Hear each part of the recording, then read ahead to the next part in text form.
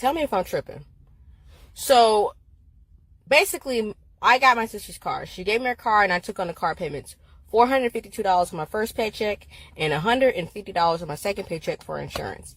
Now, that started in March. So now, April, she tells me I have late fees. So because I have late fees, I had to pay her, instead of the $150 for my insurance, I had to pay her $290 to pay off the late fees on the car. Whatever, I don't question her because she's a fucking bitch. Damn! Ciao. Hey there, besties. Thank you for stopping by. I am MICHONDENYSE.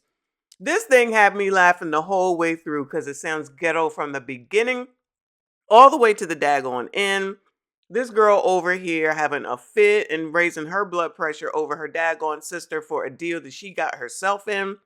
All this paying $400 for a car that ain't in your name. Girl, I'm going to need you to get your credit together. That's what it sounds like. But come on, child. What else happened? We want to know. Fast forward to now. My friend, he gets calls because she put him down on the lending company as a reference when she got the car. And he gets a call from the lending company asking for her. Now, when he messages her and says, hey, I'm getting calls about you. Is something wrong with the car? Should I tell Melanie? She says, oh no, those are people actually calling for Melanie about Ashley's furniture. Fun fucking fact. I paid that furniture off 2 years ago, so I don't know what the fuck you're talking about, you stupid fucking bitch. I love it. This is so ghetto. If you gotta sit up here and get online to argue about what your sister is doing when I guess she maybe did you a favor by allowing you to pay her car, and now it seems like there's an issue with it. It sounds like you're talking about Ashley furniture. It sounds like you're having some monetary issues, ma'am. I don't know if it's credit-wise. I don't know what. But you out here trying to ask people if you're tripping, ma'am. You're tripping because you're depending on someone that's related to you instead of going ahead and getting your own. That's the first problem. But go on, girl. What else is going on here? Ask for Melanie. Don't know, you stupid fucking bitch. So anyways, apparently my car payments are late, but I've been paying her on time. So I asked her, I said, hey, how much is the final payments on the late fees that I've been paying on for months, allegedly? She gonna tell me $350. So am I tripping if I let this car get repoed? If I take all my shit out this goddamn car today and I let the fucking repo man come get this motherfucker and fuck up her credit, would I be the one in wrong? Ma'am, if you're paying on time, why are you paying late fees? That doesn't make any sense. So that's the second problem. Now, the third problem is you talking about if you take your stuff out and let it get repoed, the odds are that she's still paying the daggone car. And even if she's not, her credit sucks anyway, so she don't care. So you letting the car get repoed don't matter to her. If you've been paying her money, and let's just say that she really has been paying the car payment. If this woman is saying it's $400, let's just say that it's actually $200 because it sounds like both of them crazy. The sister is probably getting more than what the actual car payment is, lying about the late fees, charging her exorbitant amounts, and the car is probably paid for and she's just using the rest of the money for whatever she's using it for. So she's just making money up off of you, but you continue to go through it and for it because you obviously have some credit issues. So the first thing that you need to do is stop depending on people who are doing you no good and get your own sugar honey iced tea together. But that makes too much sense. Go on, girl. What else? Will I be wrong? You let me know. Y'all let me know because I gotta pay her my little late fee tomorrow and I'm about to hold on to that bitch. And honestly, it wouldn't be a big deal if she would just give me proof. I've been asking her for months. Now, me and my sister are no contact except for this goddamn car. I asked her, hey, do you have the login information or at least the number for the lending company so I can pay it myself? So I can track how much I'm paying? She tells me it's my information and I shouldn't have to give out to anybody. Bitch, it's my car! It's my car! You idiot! You fucking nincompoop! It's my car! And I'm paying you money that you're probably stealing from me! I think the bitch is stealing from me! Yes, she's stealing from you. Of course she's stealing from you because you're silly enough to believe this mess. You are that down bad while talking all this sugar honey iced tea. You have no leverage here.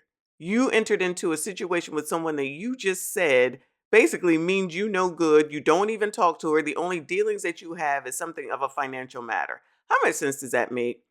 You're going to sit up here and do dealings financially with someone that you know does not wish you well. This is the problem with some of the things that we do, because we get ourselves into these desperate situations that you go for any old thing. This is no different than if someone is going to go to those payday title loan, give me your title for the cash, and going to the side of the road. Now, mind you, I know there's a market for it. I know that there's a business for it. I get it. I understand. Everyone don't have great credit. At the end of the day, what you don't need to be doing is allowing someone else to take advantage of you and being so desperate that you will go along with it. This woman just sat here and said that she does not even talk to her own sister except for this. She won't give her the login. She won't give her any information. That is because that woman is paying that car. She's pocketing the rest, and or she done already allowed it to go to pot. And if it gets repoed, she don't care. She probably bought something daggone else using the money that you've been giving her. But we will continue to go along with foolishness, knowing daggone well that it's foolishness, then try to turn around and act like it's somebody else that's doing us wrong. No, we need to take accountability for what we do, the choices that we make, and the situations that we get ourselves into, and figure out when, how, and why we can change it ASAP. But come on, child, what else? I'm about to go to the police. No, I'm about to call the fucking IRS because your ass went and got that PPP loan, knowing your ass only worked at Humana. Bitch, you don't got no fucking business. So don't let me call the IRS and tell them you took $40,000 from the fucking U.S. government and send your ass to jail. That's funny, but we all know you're not going to do that. You over here frustrated talking your sugar honey iced tea, child. We got you. So many PPP frauds. But what are you really going to do? Let's talk serious now, child. So if you want an update, I'm trying not to cry because I just can't believe this. I found in the car I found her lending bill from 2019, and I called the lending company, and that bitch has not paid this car since June. They talk about I owe $1,356. I have been paying her on time, and there were no late fees. There were never any late fees. I just can't believe her. She has been taking money from me that I don't have, and I have no way of getting it back. I'm just giving her thousands of dollars for this car, and just for her to just stop paying it. All because I live in a different address, so the people can't come get the car. I feel sick. Girl, you should feel sick, but the problem is that you still don't know what you're talking about. First of all, she sat up here and had this car for how long, and only today she went and looked in the glove compartment and found the daggone bill. The bill's been sitting there this whole time while she over here being graped by her daggone sister. Second of all, why you would trust someone when it comes to a financial matter when you already said that y'all don't talk to each other is the second problem. Third problem is the fact that this is no longer your issue. You're going to have to look at this as you got to drive this car for all this time while you were paying and let the rest go.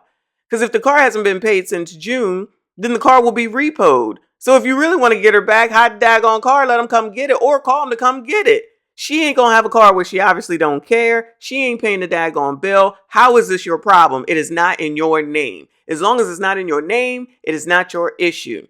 This shows and proves that we do not know anything about banking, finance, checking, credit, nothing. This is the exact proof of it.